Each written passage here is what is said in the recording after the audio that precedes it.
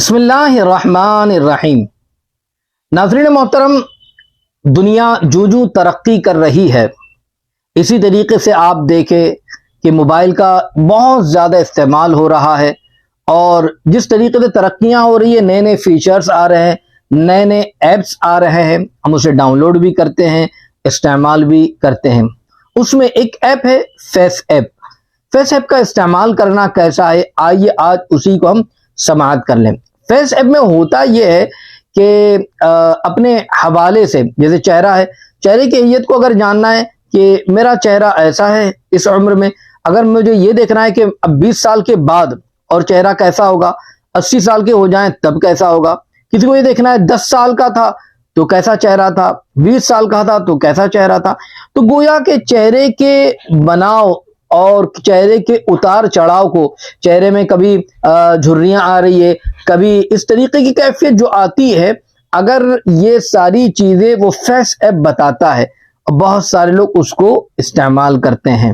تو اس کا استعمال کرنا کیسا ہے، آج اسی کو آپ سماعت کر لیں۔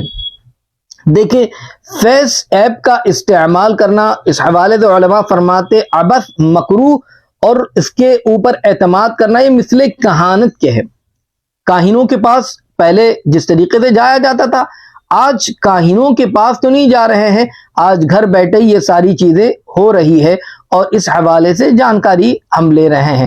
تو کاہنوں کے پاس لوگ جاتے تھے اور اپنے حوالے سے، آگے کے حوالے سے جو کچھ جانکاری ان کے پاس جا کر حاصل کرتے تھے۔ آج ٹیکنالوجی کا دور ہے، جدید دور ہے، اور یہ ساری چیزیں ہمارے پاس، جیسے موبائل وغیرہ آ گیا، تو اب ہم ان کے پاس جا تو نہیں رہے، موبائل کے ذریعے وہ ساری چیزیں پوچھی جا رہی ہے۔ تو یہ وعید ہے ان لوگوں کے لیے جو اس طریقے پر عمل کرتے ہیں اور اس پر اعتماد کرتے ہیں۔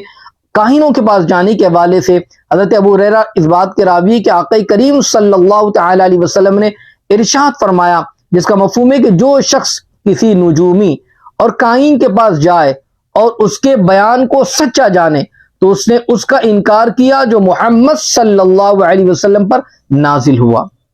اب آپ اس سے اندازہ لگا۔ ایک اور روایت میں آپ کو بتا دوں، آقا دو جہاں نور مجسم صلی اللہ علیہ وسلم نے اس حوالے سے فرمایا، بعض امہات المؤمنین نے اس بات کو روایت کیا ہے، اور اس حدیث مبارکہ میں آقا علیہ السلام نے جو فرمایا، جس کا مفہوم ہے کہ جو کوئی شخص نجومی کے پاس گیا پھر اس سے کچھ پوچھے تو اس کی 40 دنوں کی نمازیں قبول نہ ہوں گی۔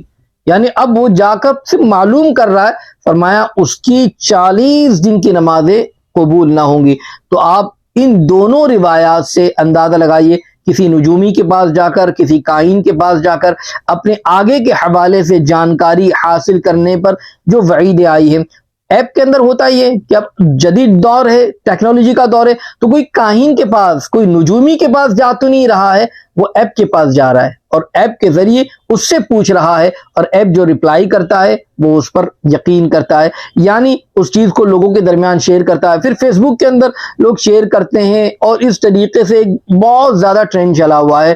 خدا را ایسے ایپ کا استعمال کرنے سے بچیں، اور اس طریقے سے جو کوئی ایپ ہے، آپ ایسے ایپ کا استعمال کریں جس میں آپ کے لیے دنیا اور آخرت کی بھلائی ہو، نہ یہ کہ ایسے ایپ کا استعمال جو لغو ہو، فضول ہو، عبث ہو، جس کا کوئی فائدہ نہ ہو بلکہ نقصان ہی نقصان ہو۔ اس لیے خدا را ان ایپ کے استعمال سے بچنے کی کوشش کریں اور دوسروں کو بھی روکیں۔ اللہ مجھے آپ کو سب کو عمل کی توفیق عطا فرمائے، آمین۔ السلام علیکم۔